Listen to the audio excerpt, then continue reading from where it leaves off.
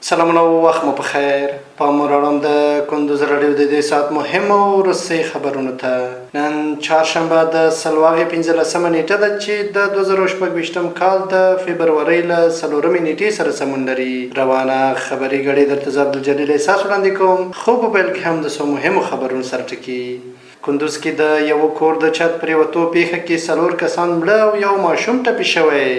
په پکتیکا ولایت کې د کلدارو کارونې له امله د تیلو 3 پمپونه او 6 هټۍ تړل شوي دي.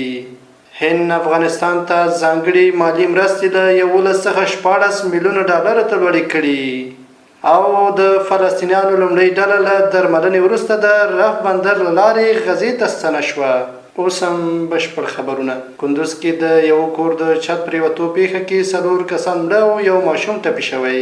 د کندوز ولایت له پیښو سره د مبارزې او چمتووالي ادارې ویلي چې په دې ولایت کې د یو کور د چت پریوتو پیښه کې د 3 ښځو په ګډون 4 کسان مړه شوي او یو بل ماشوم ټپي شوی دی. د یاد ریاست مسؤلین ویلي چې پیښه 13 ورځ د کندوز په مرکز چارتاق سیمه کې رامنځته شوې او سیمې ته ژغورونکي ډلې لیږلي دي.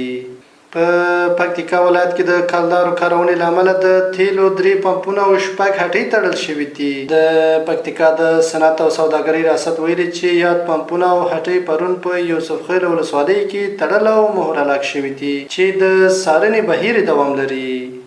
هند افغانستان ته ځانګړي مالي مرستې له 11.14 میلیونه ډالر ته لوړې کړي. هند د 2024 او 2022 کلونو لپاره په خپل بودیجه کې افغانستان ته ځانګړي شوي مالي مرستې له 11 میلیونه ډالر څخه څه باندې 14 میلیونه ډالر ته لوړې کړي دي. په قطر کې د افغانستان سفیر سهیل شاهین هندي رسنیو سره په خبرو کې د نوې ډیلي دغه اقدام ستایلی او ویلي دي دا پریکړې ښیي چې د دواړو هیوادونو د خپل اړیکو د پیاوړتیا هوډ لري. نوموړي زیاته کړې افغانستان کې د بیا رغونې روانې پروژې د هندي پانګوالو لپاره ګڼ فرصتونه برابروي چې باید ترې ګټه واخیستل شي.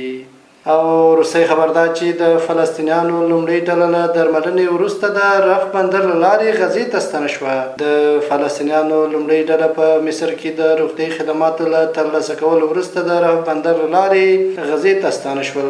د الجزیرې د راپور له مخې په دې ډله کې 14 تنه شامل وو چې له 13 میاشتو وروسته غزې ته ستانه شول. په راپور کې راغلي اسرائیلو د مصر او غزې تړانګې ترمنځ بندر 13 ورځ د دوشنبه د لنډ وخت لپاره پرانیستی چې هر ورځ به 15 تنه غزې ته د ننوتلو اجازه ولري. دا د دې مهال مهم او روسي خبرونه تر بیا ښه وختونه لوی لامل شه.